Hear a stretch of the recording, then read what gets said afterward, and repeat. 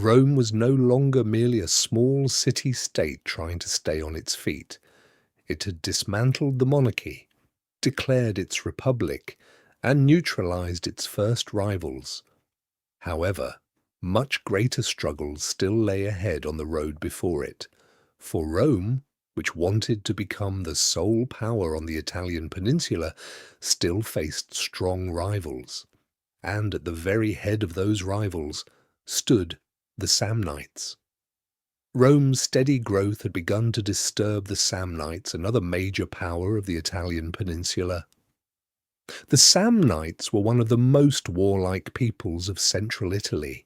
They possessed strong military resources, were accustomed to living under harsh, natural conditions, and had a great reputation in warfare. It was already very difficult for two such powerful states to live in peace on the same peninsula for long. For this reason, it was making a great war between Rome and the Samnites inevitable. Between 326 and 290 BC, the Roman Samnite Wars broke out. These wars were not ordinary border clashes. In essence, they were a great reckoning that would determine who the true leader of Italy would be. The Samnites were not alone. At times they formed a broad front against Rome by allying with different peoples such as the Umbrians and the Gauls. Yet Rome managed to remain standing against this great alliance and, in the end, emerged with victories. This victory was a very great turning point for Rome, because after these battles Rome ceased to be merely a regional power and began to become the central power shaping the destiny of Italy. The successes achieved against the Samnites proved Rome's military capacity, while at the same time seriously raising its political self-confidence. Rome had now reached a position where it could set greater goals. Rome's next target was the Greek city-states in southern Italy. This region was full of developed cities founded by Greek communities that had left their homeland centuries earlier. Southern Italy was important, not only militarily but also in terms of trade and culture. For Rome, seizing this region would mean completing its domination over Italy. In 280 BC, the Roman army set out on a campaign against the Greek state of Taras in order to seize southern Italy. Yet here, Rome encountered a result it had never expected. The army of Taras succeeded in defeating Rome. Moreover, although they came very close to Rome after their victory, they did not enter the city, and instead offered peace. Although this situation caused a temporary pause for Rome, it did not make it step back. Rome recovered in a short time. In the second great battle fought in 270 BC, the Roman army completely destroyed Greek resistance. In this way, the whole of southern Italy fell into Rome's hands. With this development, Rome was now the greatest power on the Italian peninsula. Yet the truly great struggle was only now beginning, because next came one of the most important wars in Roman history. The Carthaginian War was waiting for us. Carthage was a great naval power founded on the shores of present-day Tunisia in North Africa.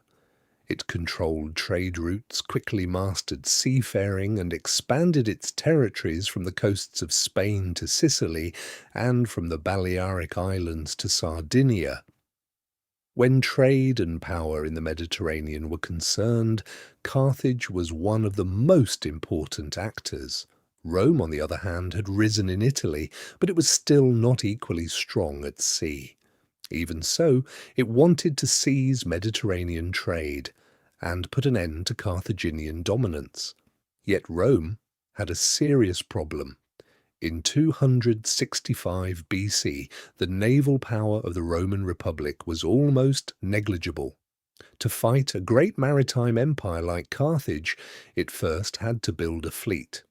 Rome accomplished this in a very short time. Boats were built, sailors were trained, and an expedition to Sicily was organized.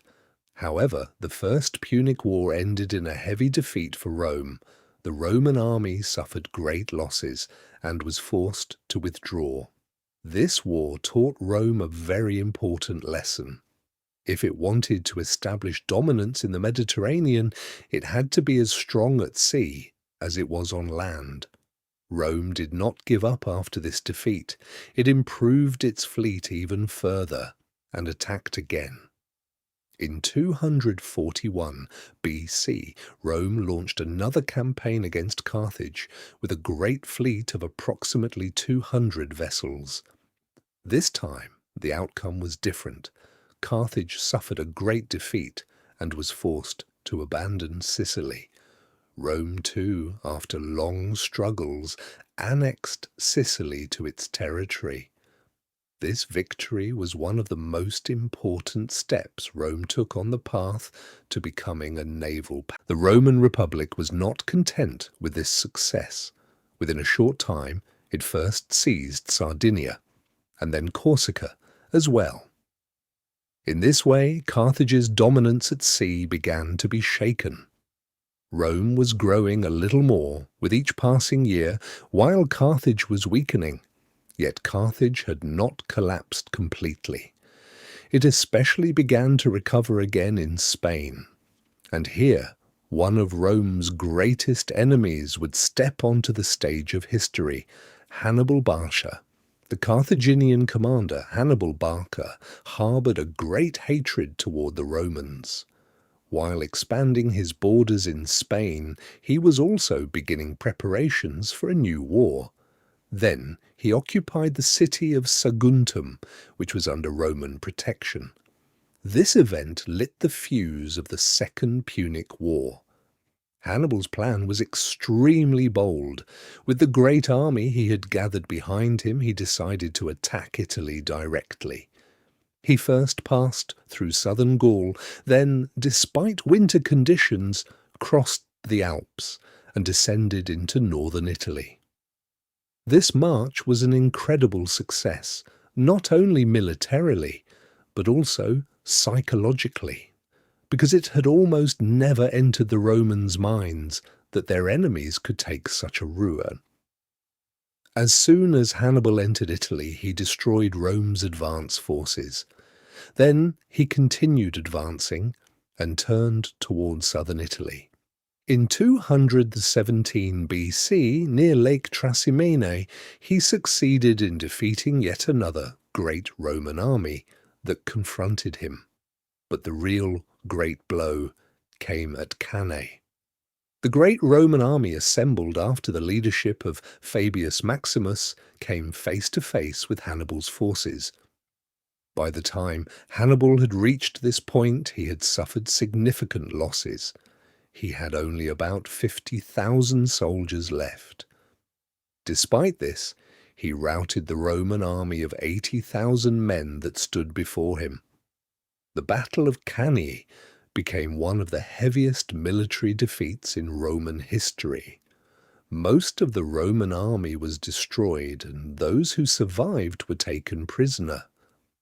After this defeat, a significant part of southern Italy came under Hannibal's influence. For Rome, this was a problem great enough to threaten the very existence of the state. Yet it was here that Carthage's greatest problem emerged. No matter how great the victories Hannibal won, Carthage could not send him sufficient support. Especially because Carthage remained weak at sea, it could not make its success in Italy permanent. This gave Rome time to recover. Rome did not give up once again. On the contrary, it began to strain Carthage by spreading the war across different fronts. This time, the Roman fleet landed in Carthage's territories in Spain. Thus, a second front was opened. In 209 BC, the Roman commander Scipio captured some of the most important Carthaginian cities in Spain. This success seriously broke Carthage's superiority in Spain. Scipio was not content with that either. When he was elected consul in 205 BC, he turned his eyes directly toward Africa. When the Roman army attacked the Carthaginian coasts, Hannibal was recalled from Italy. The final step that would determine the fate of the war had now been reached. In the final battle fought between the two great powers, victory belonged to Scipio and the Romans. Carthage was confined to its territories in North Africa. It was also forced to leave its territories in Spain to Rome. This outcome did not simply mean that Rome had won a war. At the same time, it was the greatest proof that the balance of power in the Mediterranean world had changed. Carthage had now withdrawn. Rome, meanwhile, had made its rise unstoppable. It had unified Italy, gained power at sea, defeated its great rival, and become the most important state of the Western Mediterranean. Yet this success led only to Rome's growing even further, because Rome's goals were no longer limited to Italy. Ahead of it lay the Balkans.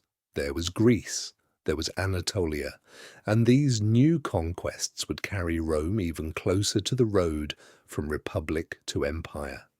Rome was no longer just a city-state, nor was it only the ruler of Italy.